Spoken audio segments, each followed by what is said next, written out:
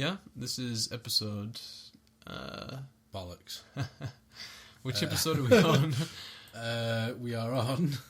How do we forget that? Well, it's easy. 5, because we missed one. Ah, okay. Because we didn't get... This would have been 6. This would have been 6, but what happened? Well, I used Audacity again and applied them filters again and corrupted my file again. Yes. But this time I didn't have a backup. Oh, Tom. I know. It's okay. It was one of my favourites as well. Yeah, I'm really devastated about that. We can say anything we want about it because nobody will ever be able to... It was the best podcast ever. Like, we would have won radio awards. Ad-libbing songs. Yeah. I feel like we should do, like, tribute from Tenacious D. Yeah. It was the greatest podcast in the world. Oh, yeah. Yeah. I've definitely got Kyle Gass physique. You're a little bit too slim for Jack Black. I think Jack... They have very similar body types, don't they? Yeah. It's like just two big guys, isn't it? Yeah. Whereas me and you are like 18 or 81, depending on which way you're looking at it. What does that mean? Oh, okay. I get it. Oh, because of the shapes of the... Like two fat ladies, but we're not two fat ladies. Yeah. Wasn't that the cooking programme where they're on a motorbike and then one of them died? No, you're merging two fat ladies and the hairy bikers. They did have a motorbike. They had... Are you sure they had a motorbike and a sidecar? They did. I don't remember this. And one of them... I don't remember being attracted to either of them, but I remember one of them where I must have been about 7 when I was watching it. I was like, I definitely wouldn't. Because of the motorbike with the sidecar, or especially because of she looked... I don't know why. So I'm Will, and I'm Tom. There we go. So we're introduced. Last week we didn't record a podcast because work's been very tight recently. Yep. And clicking noises. Sorry, the one that we did. I'm just trying to open my phone. And the one that we did the week previous was saved up in case of emergencies. Which I suppose is alright because the buffer's gone then. So that's gone, lost in the fabric of time. Yeah. This week we are doing Why the Last Man. Yes, and which we did talk about doing last week, but so you'll have had no preparation for it. But here it is. Yeah, we read it. And despite that mix-up, we're a little bit better prepared because I researched some news for this week, so we have plenty of crap to talk about. Yep. We're going to try and cut down a little bit on swearing, I think. At least my goal for this episode. Issue. I can do that. Because I think when we swear a lot, it kind of makes us look less intelligent, even more less intelligent than we actually are. I agree. Like when you're trying to articulate a point and you're just effing and blinding, you're not really saying anything except for swear words. Yeah, no, I agree. Not that I'm against saying fuck. Whoa! I just don't think it should be used as an explanation for things. Great. Tom's face looked like a guinea pig then. It was amazing. Yeah, I feel like I'm drunk. So we got a new thing that I'm trying on the website and the Facebooks and the Twitters. What's that? Well, I'm going to put it on the website because you haven't touched the website. I haven't touched the website. Ever. No. I have my own life. Where I'm going to post out of context comic book panels that I think are quite amusing on their own. Maybe to try and expose people to comic books they might not have looked at before. Okay. Like even if they just look at it and go, wow, the art's cool, I want to read that. Or maybe they'll read it and go, that's quite funny. Boobies. Boobies. Is that a swear word? No. Okay. And this is working because I showed some round to the guys at lunch. Okay. And at least 2 people were like, man, I got to read me some Avenging Spider-Man. Nice. So you didn't get to see it because you're not on the Facebooks and the I'm Twitters. not on the Facebook. So we've got it here for your viewing pleasure. For my viewing pleasure. For your viewing pleasure. Okay, and it's Spider-Man, and he's talking to the Hulk. The Red Hulk. The Red Hulk? Is he the Angry Hulk? No, he's the new guy who's a bit more sentient than the actual one. He's the guy who's, I can't remember his name, the Colonel who is always chasing the Hulk. Oh, I can't remember it all. Colonel Red Hulk. Colonel, I think that was his name. That's a coincidence that he was called that. Yeah. Weird. Yeah, and he's like, Spider-Man's like, how should we do this? Because we need to go somewhere, and I could web up a backpack, and you could do a Luke Yoda thing, or... Whoa! And they're in the clouds. Yep. Do you not miss the middle panel? Do you want me to read the middle panel?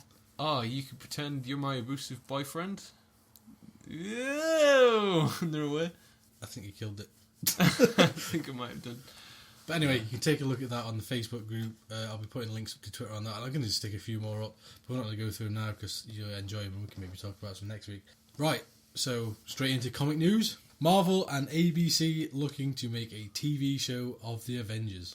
Okay. Now, us being the spiffing Brits that we are, already had a TV show in the 80s called The Avengers, which had nothing to do with comic books.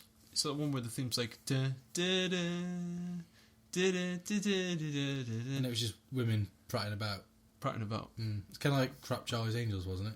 No, it was there was a woman in a catsuit and a bloke with a bowler out, wasn't there? Is that not Crap Charlie's Angels? No, but that wasn't just women walking about. That was a man and a woman.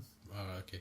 But I don't know what they did. I think they beat up bad guys or something. I couldn't figure it. It was very 60s, swinging 60s British sort of thing. Shagadelic, baby. Shagadelic, yeah. I think a lot of Austin Powers' inspiration comes from that kind of thing. Yeah. Not sure. Yeah. So they're going to make an Avengers TV series. Yeah, there's no real details out there. Or they're looking to make, so should I say. Okay. It's not been specific yet. Now, ABC is the group, the TV series, TV channel. Okay. That's also doing the Walking Dead TV series. Right. So they're on a roll with the comic books at the minute. Well, some would say they're on a roll. As we've discussed many times on this, I'm not the biggest fan of the Walking Dead TV show. But maybe they'll do an Avengers that people will enjoy and get them into comic books like the Walking Dead's hopefully do. True. So why do you think they're planning to make this TV series? Because the Avengers film made a Titanic amount of money. And they're just thinking, we can put it on TV and make some money from it as well. I think that's pretty much the motivation at this point. Okay. That, and there's obviously a lot of interest out there for the Avengers because of the films and the universe created around them. Do you think that the audience would watch a TV show that was about superheroes? Well, yeah, Heroes did okay. Yeah. Well, the good first season did okay. It did. You're right. I'd actually completely forgotten about Heroes. Yep. That's a really good point. Do have doubts, however, how well they'll take to an alternative cast. Because I can't imagine the ridiculously high-paid actors of the Avengers film will work on a TV show. Like Robert Downey Jr. Like Robert Downey Jr., who was incidentally contracted to be the least paid, but ended up making the most. How did he wangle that? Because when he did the first Iron Man movie, he was the wild card. Right. People were like, ooh, Downey Jr. is going to mess this up. Yeah. See that? I caught myself there. They didn't swear. You did. So he was the wild card, so they gave him a really low-paid contract. Right. But put a clause in it where he would earn a percentage of the sales. Nice. So then when they went out to do the Avengers, and it made $500 million worldwide, he gets a cut of that, and he ended up making something like $50 million for the Avengers. So I'm sure he'll be back for the Avengers too, because I reckon why wouldn't he? Do you think they'll change his contract? I think it's a set contract for a certain amount of films. Very good. They're kicking themselves now, though. They'll just have to kill him off in the TV series, so he can't appear in the movie. Yeah, that'll sort him out. They have to make Sherlock Holmes 3 or something. So going along with Marvel stuff, they're going to re-release the Civil War cross-universe story arc as an, get ready for this, audiographic novel. What's like an audiobook? Like an audiobook. But what's an audiographic novel? I assume they have to put a lot of filler in to explain what's going on in the panels to give it context. Is it like that bit in you go to a supermarket and you've got that ear symbol on stuff, and then you plug your hearing aid into it or something? I'm not sure how it works, and it describes this is the till. You should put your money on the till. If you put your hand in your pocket, your dog will direct you to the correct change. Or something Probably like that. Right, okay. But Iron Man stood there with his red and gold armour. It sounds like an erotic novel. Or something. The Marvel erotic novel. Yeah, the way you're describing it. I don't know if I'm interested to find out how that works. But I enjoyed the Civil War story, and I don't really listen to audiobooks. I guess it would depend who it was written by. Read by, sorry. I do like audiobooks. I listened to Stephen King's The Dark Tower on audiobook when I was walking to work, and it's a long walk. I got really lost, but it was cool. I really liked hearing Roland and all the other characters' voices and stuff like that. I like doing people's voices and impressions and things, and so I was just always really entertained on my way to work, that kind of stuff. The only real audiobooks that are giving me any bang for my buck are the Discworld ones, which are written by, which are read by sometimes Jasper Carrot. That's quite entertaining. Wow. Okay. And that's my phone vibrating. Nice. Nicely interrupting. Probably reminding me that there's an auction ending quite soon. So this might be a first, as we may have the first purchase live on air. I can hear the pants of our listeners becoming wet. Yes. At the idea of... Yep, listening to me bidding on asinine comic books. That's nice. Which I already have 2 of the cover versions of. Yeah, but this one's got... red. Yeah, this one's the other one's black, and the other one's white. This one's red, really? though. Wow. Yeah. Okay, so... Where were we? There's an audiobooks. So Jasper Carrot reading them. Okay. And the other one I really enjoyed was Stephen King reading Harry Potter. Not Stephen King, Stephen Fry reading Harry Potter. I was thinking really good. That would be a very different interpretation of Harry Potter, I reckon. So maybe if somebody cool read it. Who would you want to read it? I would like it to be like a radio drama where they got the famous. So like they had cast together. sound effects and stuff in the background. Okay, that'd be cool. And Spider-Man shoots his web. That's you're not getting away from this porno thing. You've established. This sounds terrible. Spider-Man pulled down his blue PJs and said to Iron Man, "Thwip." You got web on me. It's what's this white stuff? Oh dear. We went there. So, okay. So, moving along. What's this? Wait, no, we're not on purchases yet. You're skipping ahead. Oh, rubbish. Avengers Blu-ray. Okay. Will contain an alternate ending. You haven't even seen the ending. I didn't even see the film, so I don't know. So they'll both be alternate to you. Okay. Yeah.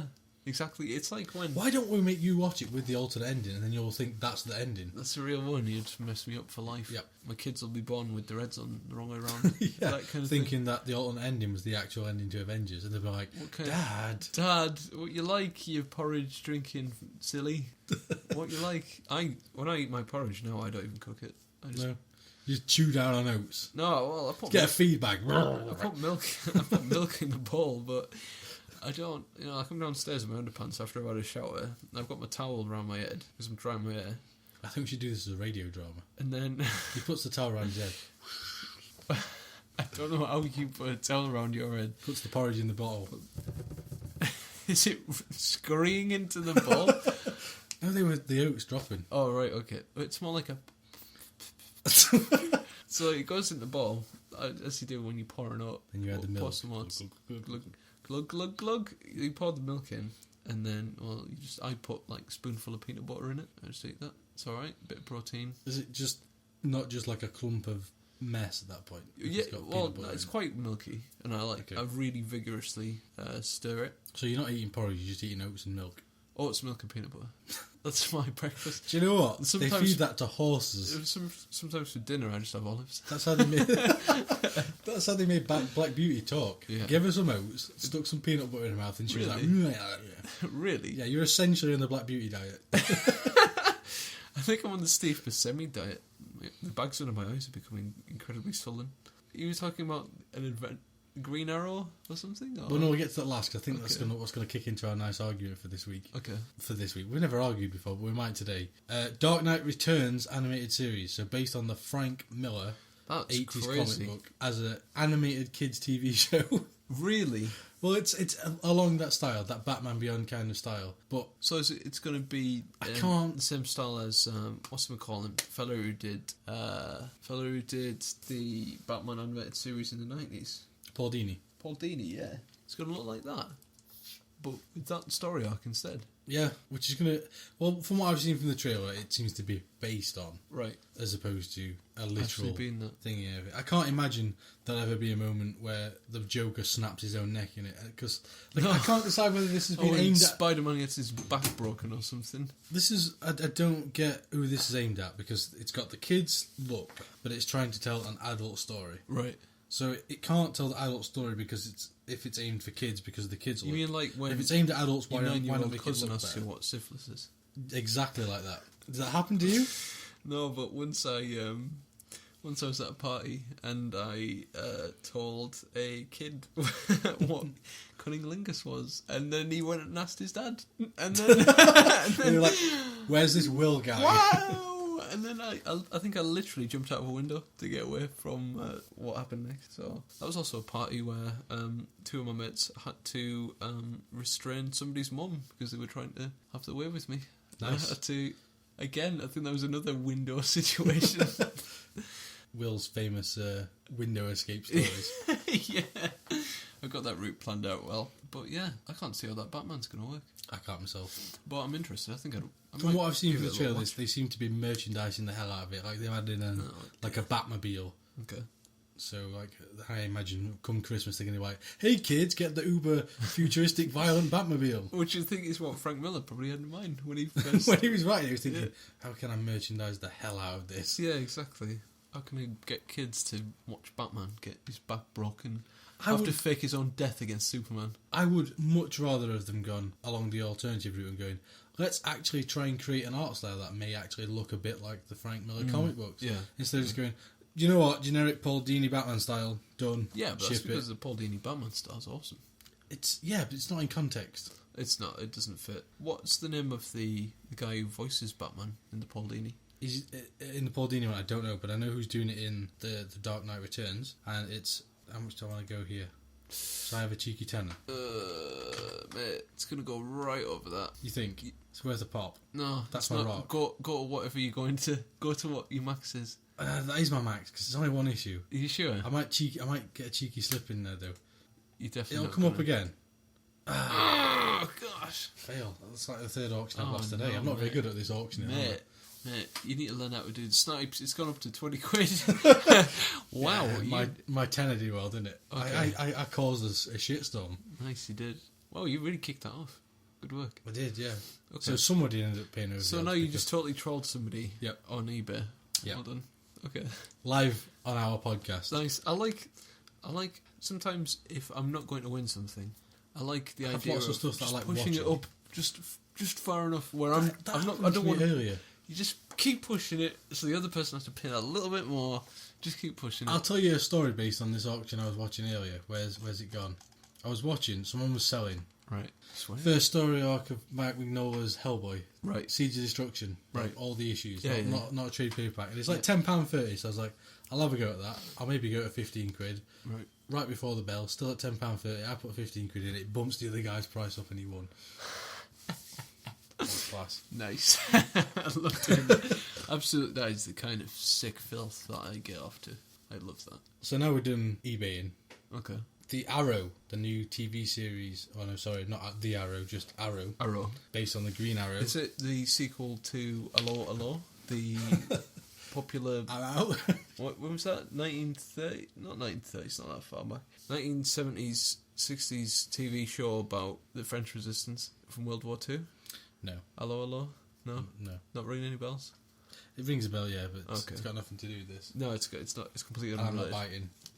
I'm not biting on this one. God damn you, bite. It's like... Is there a gag you want to make? Oh yeah, I remember LOL. You never knew how to go with it, did you? I think the lead-up was the gag. It's dead now. It's dead. Okay, so they're doing a gritty TV show. It's a darker, grittier version of the Green Arrow. It's dark Green Arrow. the dark like Green a Arrow. verdant Green Arrow. The dark Green Arrow, yeah. Okay. With grit on it. Okay, do you know who's the dark, playing? gritty arrow. Do you know what like style it's going for, or like who's playing it's it? It's basically what who's directing all DC comic films seem to be doing these days and going, you know what we should do? Right. Get a big franchise, smear shit all over it, and then call it gritty. You are swearing up a storm. No, not compared to usual. There'd have been at least 3 other cuss words in there. Okay. Yeah, but the Green Lantern wasn't at all gritty. I suppose not, but that was just pure, unadulterated fecal rubbish. matter. It was not very good. Wasn't there a bit where he beat people up with a toy track? Like for Skeletrix track or something? No, somebody's like trying to kill... Oh, a helicopter crash lands at a party or something. Right. And he makes this really elaborate, like, what they call the thingy machine. Hot Wheels? Nope. The thing where, like, you hit something and it moves to the next thing. Stanley Kubrick machine. Is that what it's called? No, it's Koppen Glooper or something like that. Yeah, that thing. It's gonna eat my brains. Just do a Google for that. I don't know how you search for it. We don't know what it's on. It's on the Honda advert. The Honda advert, yeah. It's also on the international efforts. It's a cubic. Rube Goldberg machine. Rube Goldberg. There we go. Stanley Kubrick. Sounds machine. just like it. Does. What were we talking about? Yeah, and then he uses this weird contraption to stop this helicopter from smashing and getting all over these people. It's like it's not the sort of thing you'd come up with on the spot, would you? No. Not if you just figured out how this power works as well. I don't think he'd even figured it out by that point, had he? No, I think he just kind of goes, "Nah," and that's what comes out. That's a Rube Goldberg machine like drops off the end of his finger. You do like a basic shape, like a square or something, or like BAM, like a weird like blobby explosion or something like that. Just like pure confusion rather than. That would have been a really crap scene, though, wouldn't it? If it had just gone, there you go, blob. No, but it would be more. It was visually impressive. It'd be more like in the new Spider-Man movie where he accidentally beats everybody up because it's more like it'd be a truer representation of your reaction. It just felt completely bizarre because it was like he was some sort of super genius child that was solving the problem instead. I really didn't get it. Anyway, this TV show. Have you seen the trailer for the new Superman movie as well? Yeah, that's gritty. Where like dark. Is it gritty? Is it gritty? I just want Superman to just be like with a gritty voice. Oh, it's got like Superman. He's flying in the sky and it's like that, and then. But you know where this is going, don't you? I don't know where it's going. Nolan's Batman. You saw the movie recently. I saw the film. Hang on, we haven't. So, is this Green Lantern going to be like Nolan's Batman? Is that where it's in? You mean the Green Arrow? Yeah. It looks like it's taken a lot of inspiration from what Nolan's done with Batman in trying to make him cool and urban. Right. Okay. Right. So, what do you want to say about Nolan's Batman? I don't like it. Okay. Just putting that out there.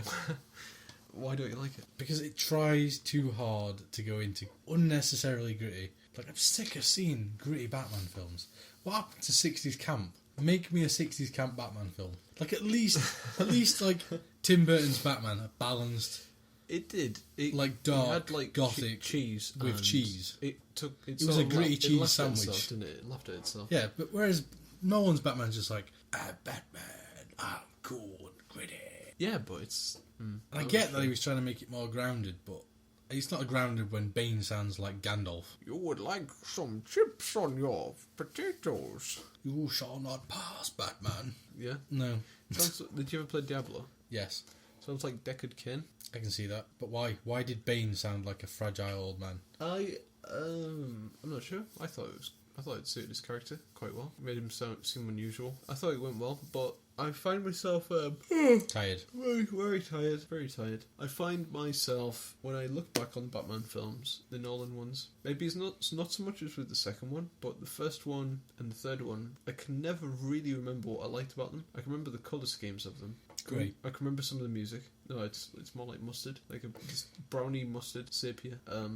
When I'm watching the first one, it's all right. It feels like there's a lot of weird fluffed scenes, like it didn't quite go right. I'm not sure. I honestly can't tell if I like them or not. I really wish you'd seen the Avengers, because it's a shining example of something that uses what makes the medium so appealing in a film format. Really? Yes. It's on the same. It's the two sides of the same coin. Is it badass and incredibly funny and goofy at the same time? It just didn't look like. I don't know. At that point, I'd really had enough of. Felt like there was just a relentless stream of superhero films. And in the build up to this almighty of superhero didn't films. Need to see it, man. Yeah, but Captain America, not interested. Iron Man 2, I thought was total bum. Did not get that film at all, because it's like at the end, what they're doing, just fighting a load of robots. That's it. Badass fighting those robots. I didn't. Really early in the film, it totally loses its direction. It's just like, what's going on? It's just two friends fighting each other. And that was it. That was just that whole film. It was just War Machine and Iron Man just slugging each other in the mouth. It was because Tony wouldn't turn over the Iron Man suit to the government, whereas Rhodey was torn between his friend and his duty as serving the government. Okay. I think that didn't come across at all to me. I was just like, why are these two guys hitting each other all the time? I don't get it. It was cool that they smashed the entire house up. That was awesome. To Robot Rock remix. Yeah. I don't know. The Hulk. I like the Hulk. I like the second Hulk movie a lot. I can't remember the actor who plays it in the Avengers is a phenomenal Hulk. Yeah, and on the strength of his performance in that film, seems to be getting his own film, which I'm really glad about. Wow. He was an amazing Hulk. Really? He easily stole the show of that film. Nice. Like even with Scarlett Johansson, Samuel L. Jackson, that guy who plays Thor, that guy who plays Captain America and Johnny Storm, and who's the one I missed? Robert Downey Jr. Yeah. Even amongst that cast, no. Okay, cool. Thor was weird because it was just like it was either set on Rainbow Road or on one street. Yep, it was in like some tiny cracker ass town. There's two completely different locations, and that was the entire film set in those two locations. But going back to the Hulk, is it Mark Ruffalo? No idea. I don't know what his name. No idea. He was really good. He was in the same scene, terrifying and funny. Like, I mean, actually bone-chillingly terrifying, and then flipping and just being funny. These are big claims. When the DVD comes out with the alternative ending, we'll watch it. Okay. So yeah, I wasn't a fan of Nolan's Batman. Okay. Am I trolled? No. Have I been sufficiently trolled? We could go one step further. I could try and just say Heath Ledger was a crap Joker.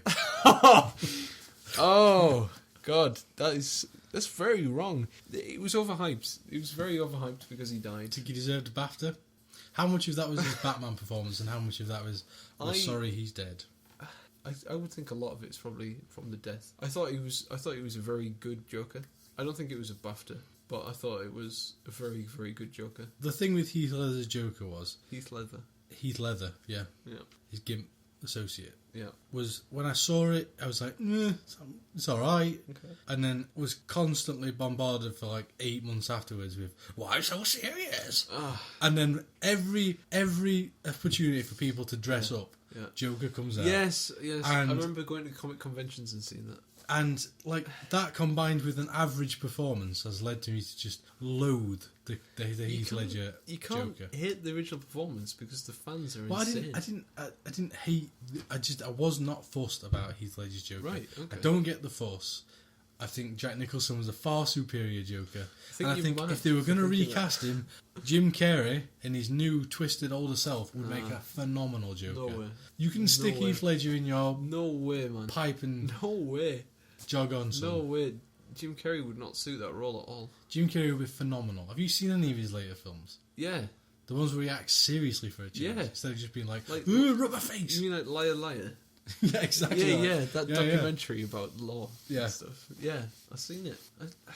I really like Jim Carrey. But he's very like gaunt and sinister looking these days, and when he gets serious, man, he's good. I think he'd make a really good Joker, and not like a Heath Ledger, like, whoa, a randomly psychotic Joker. He's not. He's chaotic. He's a paragon of chaos. He's not.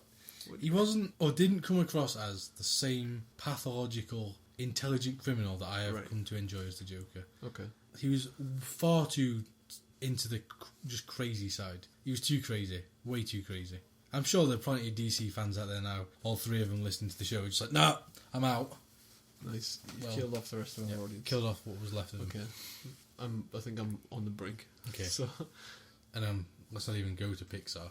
Oh. Please, no. God. No, we'll do that on another podcast. Okay. So, into purchases this week. Okay. You haven't bought anything this week, have you? Work has kept me from making the epic weekly journey to my comic book shop. But we are glad to have jobs. Yep. So purchases this week: Cape 1962 #2, based on the Joe Hill comic books that I've been trying to get you to read. Oh, what, the Cape? The Cape. You really should read the Cape. Yeah. Okay. Well, we could do it for like a book club thing that we do. Okay. AVX9. Not sure where this series is going. Mm-hmm. Like when I started out, I was like, yeah, I want to see Avengers fighting X-Men. I don't really know what's happening. Mm-hmm. 9 issues in, plus 6 verses as well. Not feeling it. It was going, and then it kind of, and I was going again. It had its up moment. They didn't really, like, they had this phenomenal reveal, and then it went nowhere. Just a lot of talking for a versus for a comic book that's called Avengers versus X-Men. There's a lot of just sitting around talking.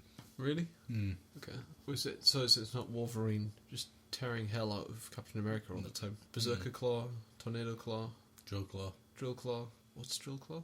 It's that one where he just. It's like a. It was like the Hadouken control method of Marvel versus Capcom. Yeah, so he goes backwards and then round them up. That's Tornado Claw, isn't it? Tornado Claw. Which was no, because Tornado Claw was that way. Was horizontal. No, that's Berserker. Drill Claw was up. Berserker Barrage. No, but there was two. There was the one which had the big animation for which was Berserker Barrage. Okay. But then there was Tornado Claw, which was like. Oh, you're right. You're totally right. And then there's Drill Claw. That was an incredibly intimidating hand gesture you just made towards my face. Yep. There. I was like, woo! Whoa, wristy. Oh, his elbow deep. Yep. That's unfortunate. Okay. So what were we talking? Yeah, there's none of that. Okay. Like if you really, or what I would suggest doing is taking the money that this would probably cost you to buy the entire series of, and just buy Marvel vs. Capcom, and just making them fight. I'm sure you'd have more entertainment out of it. That's quite a damning statement. Well, no, it's not really. No, I can't even really. Like, I'm still reading it in the hopes that it's going to go somewhere. I mean, it's supposed to be a 12-issue run, so there's 3 issues left. I can't see it's going to go anywhere in 3 issues. That's not a lot of time to pick up, is it? No. Surely they'd just be tying up loose ends now. Yeah. Great. Okay, so that's not recommended at all.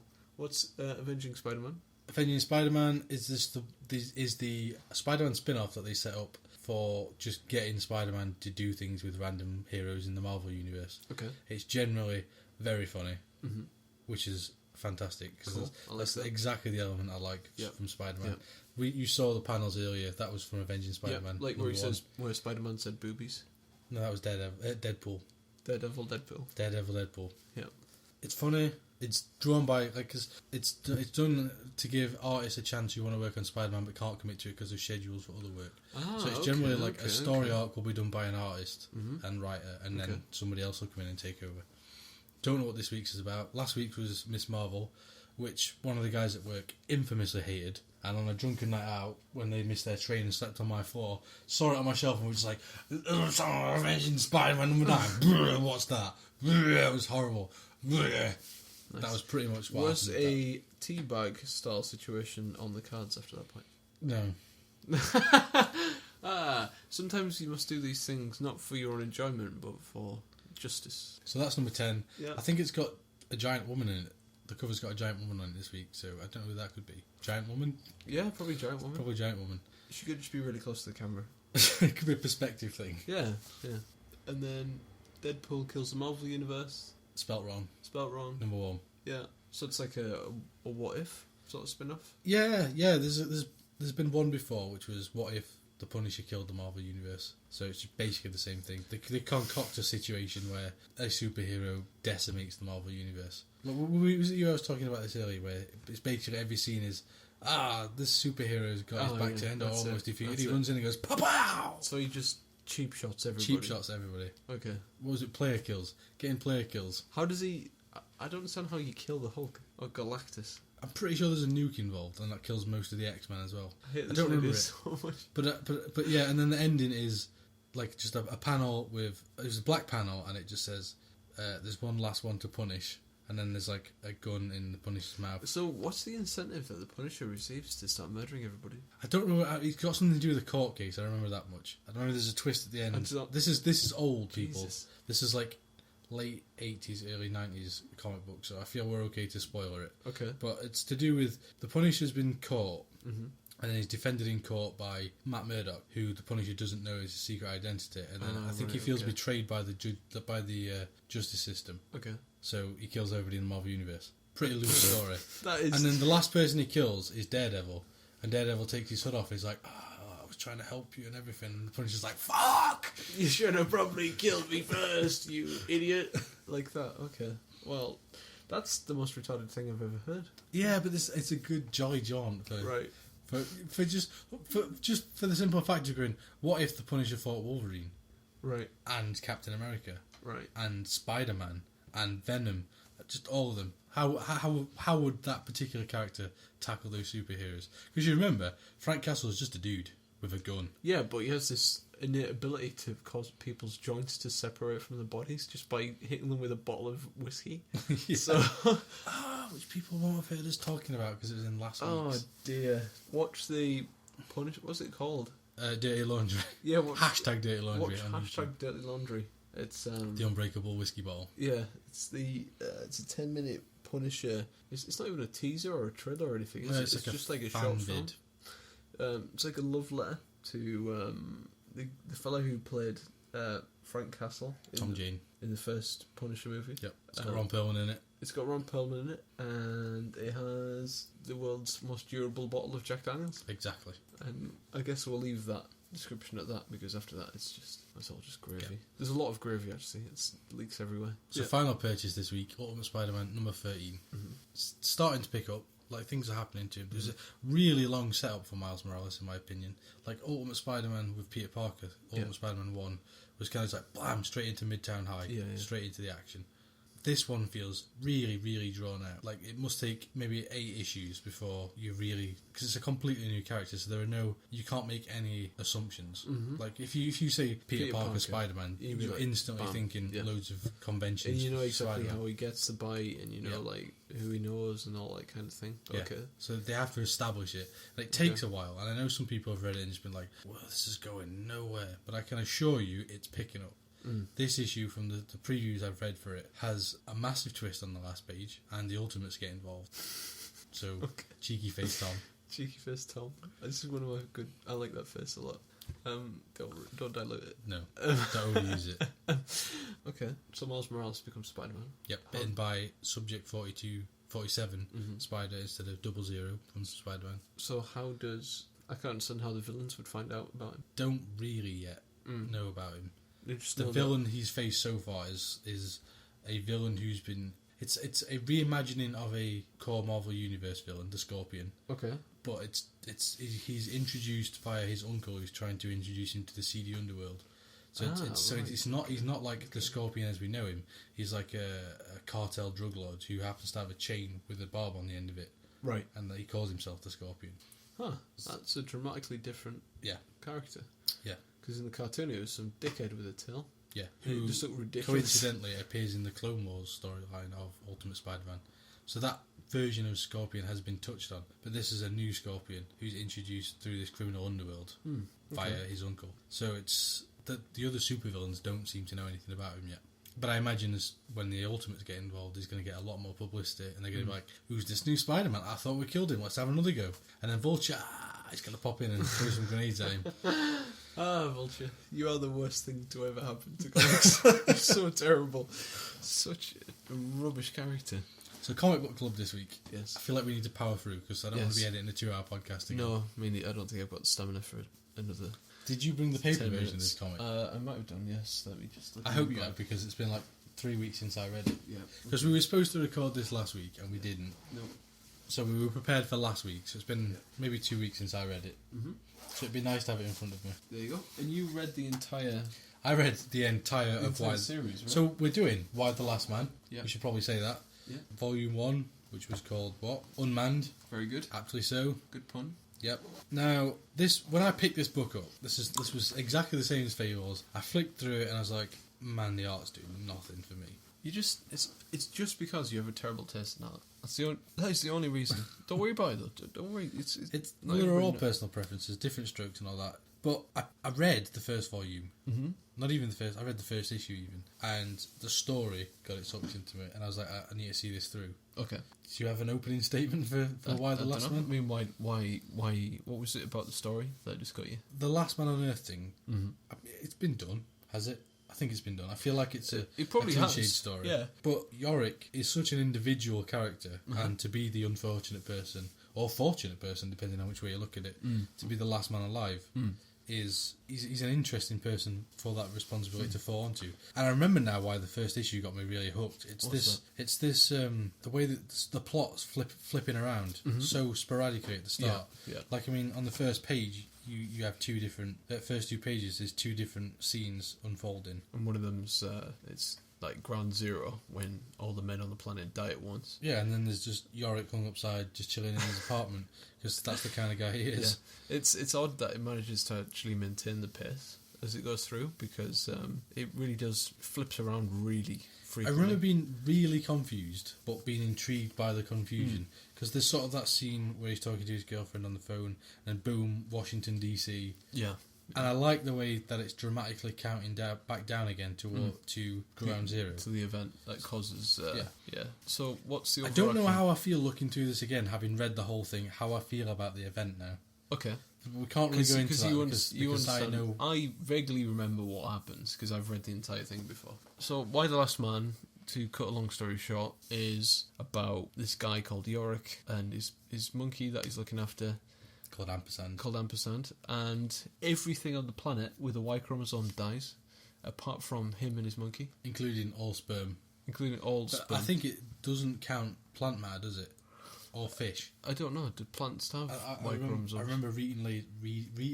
I remember reading later on that the plant Y chromosomes aren't dead, and neither are fish. Okay, interesting. No, it's mammals. I definitely remember it being mammals. It's just mammals? It's mammals with a Y chromosome. Right, okay. Die out. Right, so if you're a reptile, you're alright. So if you're a reptile, you're just like chilling on a rock, fine. Doc Connor's fine. His arm's alright. Yeah, the rest of him is screwed. But, yeah. Okay, cool. Yeah. So, what did you think about the art style? Like I was saying, it's kind of that go-to comic book style. You've seen it before. It's tried and tested. People enjoy it. The colour palette's a bit weird in places, I think. There seems to be a lot of bold primary colours. Yeah. It's not the most subtle of colouring. No, it's not. It kind of looks like I don't know really how to describe it. It's like as if somebody used a snooker table to colour as a palette to colour a comic. It's just these really striking colours, almost like we chose these colours because it was the cheapest palette to go with, or this is all we had left. Yeah. The covers really make up for it because they're like really detailed oil paintings of dramatic, symbolic scenes. But the colours tend to be a bit mental. The characters, though, man, the characters. Yeah, they're good. What's the name of the leader of the Amazons with the red hair? Man, she's just got like a really normal name. She's like Victoria or something. Yeah, and she calls everybody Love. Yeah, Duck. I couldn't. Not Duck, because that's Yorkshire. I couldn't figure out if she was English because she calls everybody Love, or if it was just some inflection that she imposed. And they're all solid characters. Looking through this, like even back in the first volume, 355, the secret agent tasked with protecting Yorick. Yeah. Like the Doctor starts out with like a lab mouse, like really reserved, and she really comes out of herself. Really, really well fleshed out throughout the entire series. Yeah, I agree. I think they are quite strong, prominent characters. They are fleshed out. Everybody has their own story. They all have their own arcs and stuff that go on. So if you're interested in anything, there's something there for you. I remember thinking that at the time when I read it, like 2 years ago, that it felt like it got a strong and to me accurate perspective of women in terms of like how they speak and their writing and that kind of thing. But going back and reading this first issue, it blatantly feels like a man wrote all these women's lines. There's just something to it that didn't click properly again. Also, stuff like I think I remember having a conversation with a friend who he said his girlfriend, who's a writer, because I don't know if that gives her authority to determine this. She just said it was like, you have no idea how women think if you think this is how it works. But I remember I was talking with Tom about this recently, and it's how the power stations all go out and airplanes don't work anymore and all sorts of stuff like that, and like as if girls wouldn't know how to operate all this stuff. I mean, maybe it is based on a true representation of the division of men and women in workforces and who operate this kind of thing, but... Well, remember, because I was reading the issues as well, that at the end of the first issue, it gives you a lot of stats based on real-world facts. Really? Does it? It's not in this, I've just looked. Oh, bollocks. So yeah, in the summer of 2002, a plague of unknown origin destroyed every last sperm fetus and fully developed mammal with a Y chromosome, with the apparent exception of one young man and his male pets. This gendercide instantaneously exterminated 48% of the global population, or approximately 29 billion men. 495 of the Fortune 500 CEOs are now dead, as are 90% of the world's landowners. In the United States alone, more than 95% of all commercial pilots, truck drivers and ship captains died, as did 92% of felons. Internationally, 99% of all mechanics, electricians and construction workers are now deceased, though 51% of the planet's agricultural labour force is still alive. 14 nations, including Spain and Germany, have women soldiers who have served in ground combat units. None of the United States' nearly 200,000 female troops have ever participated in ground combat. Australia, Norway and Sweden are the only countries that have women serving on board submarines. In Israel, all women between the ages of 18 and 26 have performed compulsory military service in the IDF for at least 1 year and 9 months. Before the plague, at least 3 Palestinian suicide bombers had been women. Worldwide, 80% of all government representatives are now dead, as are 100% of Catholic priests, Muslim imams and Orthodox Jewish rabbis. Okay. So it adds some weight to it. It does. I don't know how accurate these facts are. No, I've no idea, but I mean it. This is what was the date. This is 2002, so maybe things have changed. Maybe they haven't. Who knows? I don't know. 10 years. It doesn't feel like a lot of time for that kind of thing. I guess if all those mechanics, electricians, and construction workers are gone, then 99%. That pretty much. I mean, that pretty much scores it out. Then. So maybe it is. Maybe it is loosely based on fact. Maybe it's exaggerated fact. Yeah. Because I'm sure. Good grief. Logically, I don't even know how to approach this as a subject. No, but I mean, okay. So for a start, based on that, like that speculation. Yeah. When I was reading the comic, it made me view, especially the way that the Israeli forces act in the first issue, as pretty suspicious. Because I was just like, I don't know if they would behave in this manner. because they instantly become quite like within 2 months they become quite like power mad.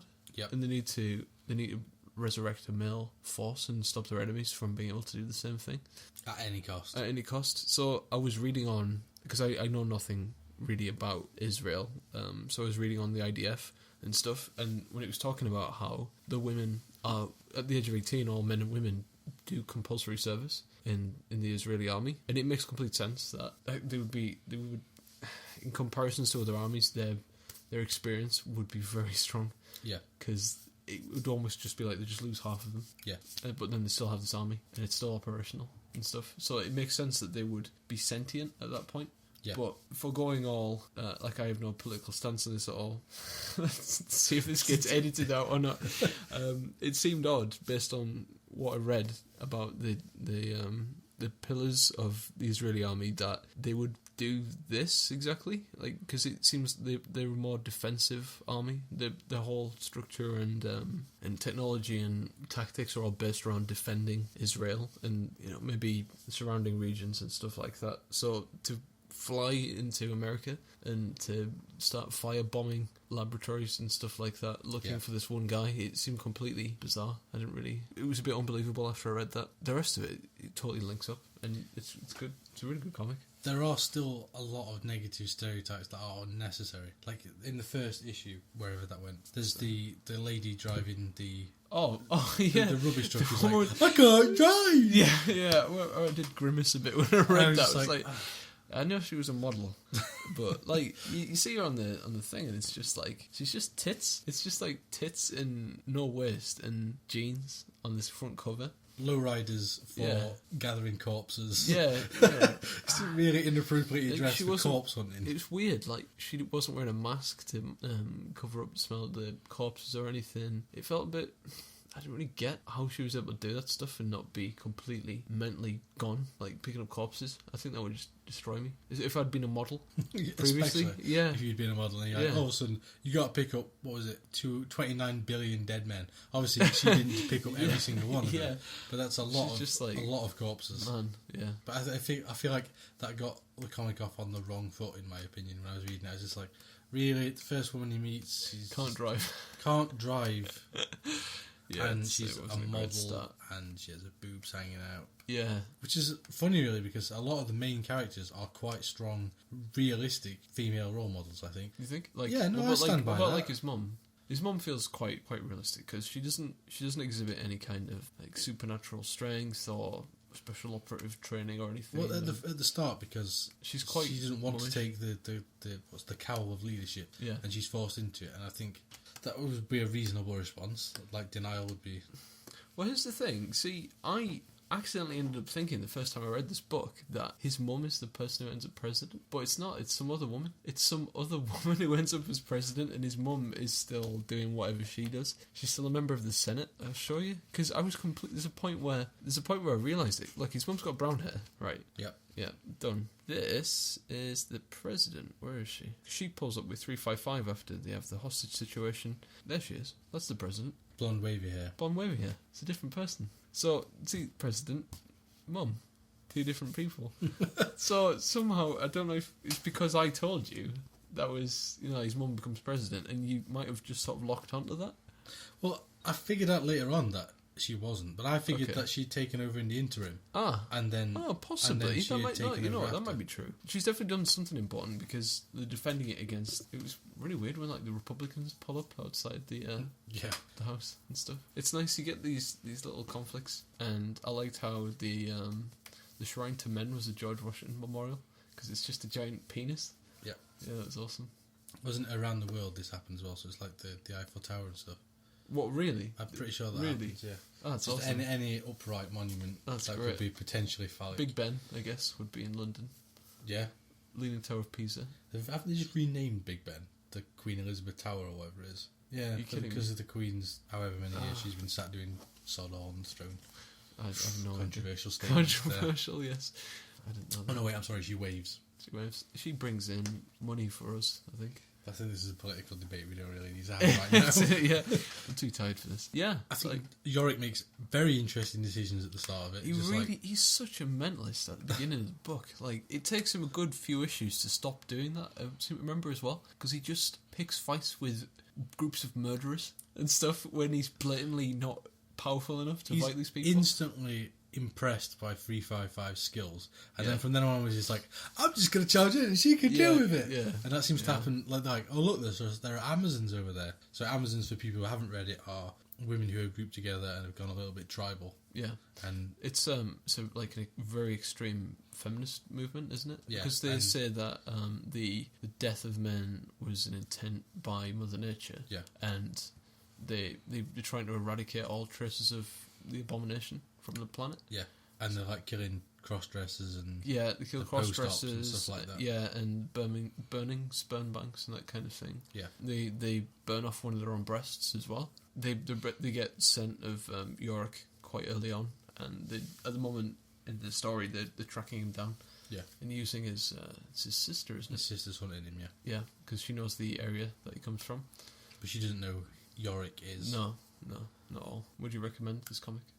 I definitely would recommend it. Obviously, I ploughed through, I think it was 60 issues I ploughed through in less than a week. Nice. 5 days. That's quite impressive, actually. Because I just wanted to know what was going on. I wanted to see it to the end. I remember as soon as I got into it, it was just like, bam. I couldn't get copies of the comic quick enough. It was just absolutely flying through it. But luckily for me, I didn't start reading it until the run was finished. Yeah, that wasn't the same for me. I thought the art style, it gets the job done. The weights are quite nice. I didn't like how, I'm not sure who inks it, but they tend to not finish a line. Right. When they're doing like a face, there'll be like a gap in people's faces, and it looks like the colour would just fall out. It was just this weird little thing I noticed, and it really bugged me. But most of the time it's very serviceable, and it gets you through the comic. It doesn't distract you at all or anything like that. So you just fly through it. But on the flip side, you're definitely not reading it for the art. No way, not a fucking chance. That was my swear word. That's your swear word for the podcast. Yeah, I thought it was okay. I'm slightly reassured by the fact that they seem to have done some research into what would happen in this kind of scenario. I think it's surprising that section of information isn't provided in the first volume. Yeah, that I could have really done with that, actually. I might read up on more about how Brian K. Vaughan came about writing this thing and what inspired him to do it and stuff. Yeah, apart from that, no, it's a really good comic book, and I recommend anybody read it. Possibly one for people who aren't or don't have a vested interest in comic books. Why do you think that is? I think because of the subject matter, it's not like the usual fare of it's superheroes and tights. Yeah, it's something. It's just something I can see someone who has no interest in comic books enjoying because of the concept. Because of the concept. Yeah. And enjoying it for them in spite of it being a comic book, which I would never usually pick up. There are a couple of guys at work who are like that, who I got to read this. And based on that was pretty much their assessment of it as well. So it works quite well. Should read it. Yeah, he jerks. So the what if for this week is what would you do if you were the last man alive or woman? You could flip the situation. Basically, humanity is screwed because I am not well versed in interacting with females. Well, the thing is about the situation is that the pickings suddenly got a lot more slim. So quite considerably slim. So really, it's for the good of the planet. Whatever happens next. Which is a point. He really does not put it about enough in throughout the comic. I think it's quite funny because he's in that situation. I would probably be completely gridlocked mentally all the time, trying to figure out how do I talk to all these girls constantly. But he's just like, nope, pretty much just want to go to Australia, see my girlfriend. The rest of the planet can die. I don't really care, or I'll just suicide somehow. I just throw myself into these situations where I get killed. Yeah, but I feel like he didn't put it about it enough. No. Is what I'm saying. Yeah, that's what you would do. Although he's quite a marksman. Like the few times he does, he hits the spot. Oh yeah, he does. Spoilers, so we won't go any further than that. Okay. If I was the last man alive, what is there an ideal apocalypse for you? An ideal apocalypse. Yeah. The great scenario of the final show on Earth. Yeah. How would you have it all end? Oh, man, part of me always wanted to be part of a zombie apocalypse. Okay. I feel like my years of movie viewing has prepared me mentally, but I'm definitely not prepared physically for it. Well, there was I don't know if you were involved in the discussions. I don't know if I'm even getting picked up at this point. I don't know if you're involved with the discussions that I've been having over the past week or so. I do this thing mentally where I assess usefulness of myself and my friends and then compare it in my head. So like what my skills are versus their skills. I know some scientists, I know some structural engineers, I know designers, and I know like athletes and that kind of thing. I know survivalists. I'd put myself in like the entertainment category, and I can do a jester. Yeah, and I can do like artwork and that kind of thing. But that's the thing, in that situation, like in an apocalypse situation, their job roles become significantly more important than mine. I become a bard or a prostitute in that scenario. So I think at that point I become like target practice, meat shield, sexual toy, or just like surf. Kind of like the woman at the start of the book, who was a supermodel, and there are no men to be attracted to, so she ends up on the bottom of the rung. She just ends up useless, so she just picks up corpses. That's what I would be. I would be like sieving radioactive water with my hands or something like that. It would just, yeah. So what you're essentially saying is you're not worth the rations. I would be the rations. You would be the rations. Is what I'm saying. That's a good answer. Yeah. That really is it. That's what would happen. I would have to learn how to survive. Try to not by some chance get myself killed, and just try to be as useful as I could be. That would be it. I'd probably become I'm not sure. Either I'd become very servile, or maybe like an inner beast would awaken in me, and I'd just become this great respected figure. That's another one of the things for Yorick, is he never really, like, he could have gone one of two ways. He could have been like, I am the man. Yeah. Because I am the only man. Sometimes he does do that as a reveal. He does, like, because he gets really angry about people dissing penis and stuff like that, and he's like, no way, and then like pulls off his mask, and then like waits for the woman to jump in and kicks off, but sometimes she doesn't. She just lets them almost kill him as a lesson to not do that. Yeah. Which I thought was really good, because she can really easily diffuse situations just by killing people or breaking, like, or just like knocking them out with one punch. I worry about the future of humanity. My seed is the only one to go about. Aye. Classic Yorkshire seed. Think of the mental babies that would. And then you're not one of these people that goes, "Oh, I'm dead random. I'm a bit wacky." No, like yeah, those people. Well, you know me. I'm not. Yeah.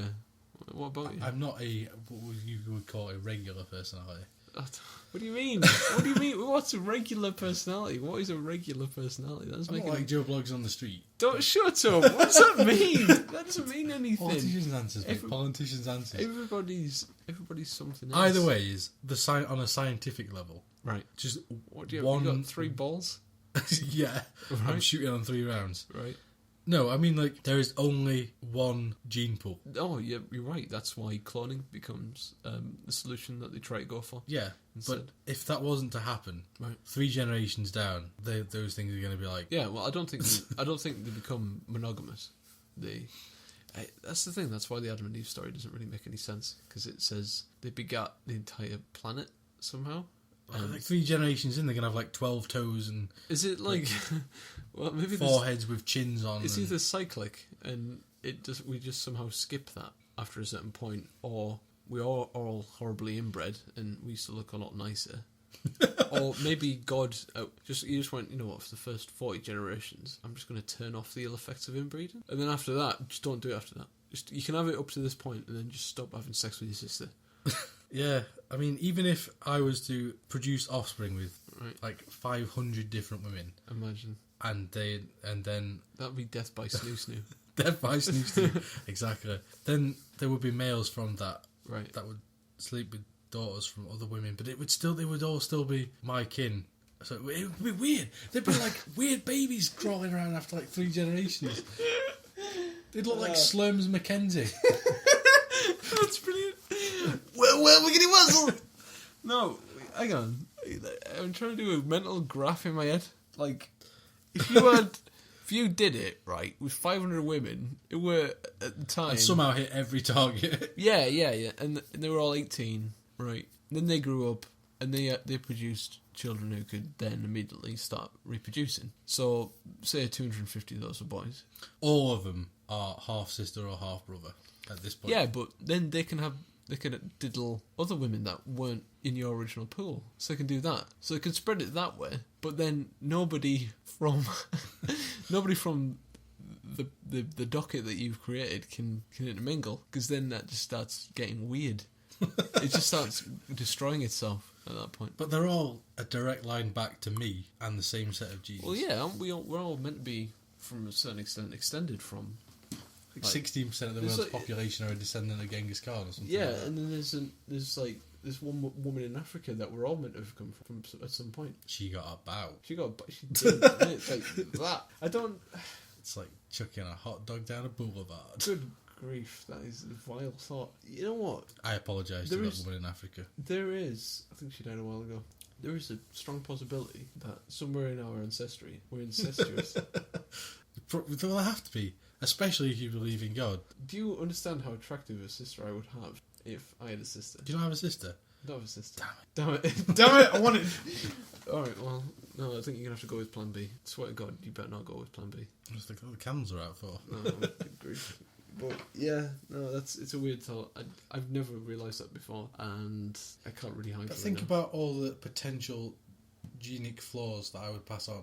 We might already have them. And they would become more common because they were all from me. I don't think my brain could. And there would just be an army of butterball kids running around. BB kids. Yeah. Well, possibly. They think there's an obesity epidemic now. Wait till they see my third generation. It'd just be orbs. But, yeah. But I think the answer we're looking for is, what would you do if I was the last man alive? I would just be a player. Yeah. I wouldn't, because I'm not capable of doing that. Apart from the fact that I would be the only man, so the only choice. That would be the only thing in my acting in my favour. Would you not just passive aggressively submit to cloning and forgo the act of intimacy? Just like Yorick does, just like, you guys have got that covered. I've got my girlfriend. You don't really need this. Yeah. She does though, girlfriend. I think in the back of my head, my insecurity is just be like, this is only happening because I am the only man. Yeah. At no point with me for my only penis. At no point would I be coming towards just thinking, she's definitely with me for me. Yeah. Not because I am the only penis on earth. Never be able to tell. But you can't live your life thinking like that. You just gotta go for it, haven't you? That's all you can do. So what about you? What would you do if you were the last man alive? That's it. I would, like I said, I would just be a whore. Completely rudimentary. I'd be superfluous. Actually, if I was, that's just in a general apocalypse situation, isn't it?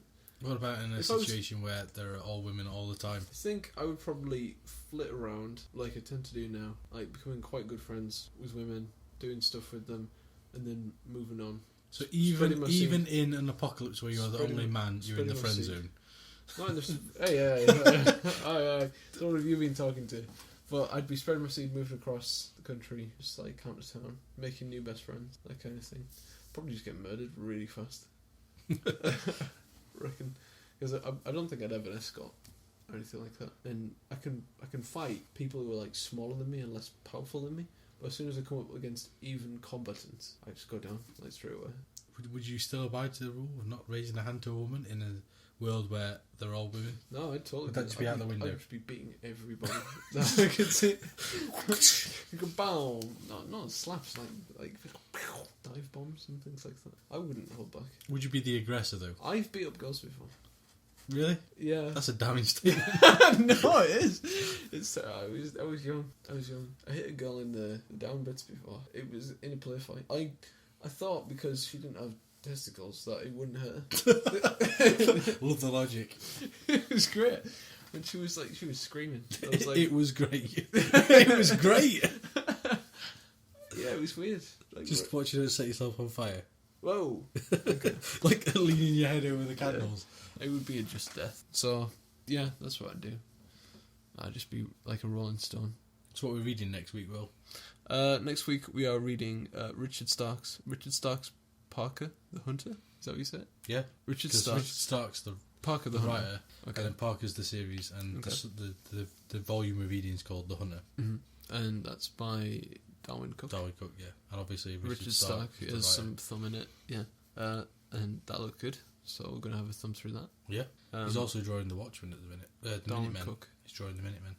Cool, okay. So I think that's all I've got. We're ready for a sign-off. We may even get in at under 1 minute 20 if we're quick. Bloody hell. Alright. 1 minute, 1 hour 20. So if you want to go look at a blank website, go to oneshotpodcast.wordpress.com. If you want to tweet us something on Twitter, go to... and that's you. Do that again. If you want to tweet us something on Twitter, it's at One Shot Podcast. YouTube is search for One Shot Podcast. Facebook is www.facebook.com/oneshotpodcast. I don't think you have to do the www. Yeah, but what about like my mum listens to this? What if she wants to find the Facebook group? All you do is these days you just type in. Sometimes you don't even have to do the .com. You just type in the thing. You just type Facebook, and then I guess after that you can add on. Because of the frequency on which I visit Facebook on any of the browsers I use, whether it be here or at work, right. I just have to press F. Yeah. And it brings up Facebook. You should just have to press something like A or C, and it'll probably still do the same thing. But anyway, if you want to email us, has anyone ever emailed us? Terrell did once, just to say whoop first. One of the guys, and he is the first and only. That is terrible. If you want to be somebody we don't work with and actually email us, email oneshotpodcast@gmail.com. And if you fancy and rich and subscribe to the Apple cult, you can find us on iTunes at search for One Shot, a comic podcast. Just insulted any Apple user who was potentially going to use that link by referring to him as the cult of Apple. Nice. I think they'll accept it. And probably pay for it as well. Yeah. If we stick an Apple logo on this podcast, we'd have millions of listens. Would we be sued? Probably. Okay. Quickly. And shut down. Okay. So, yeah. So I've been Tom. And I'm still Will. Shit. Damn it. Keep reading. Yeah, please do.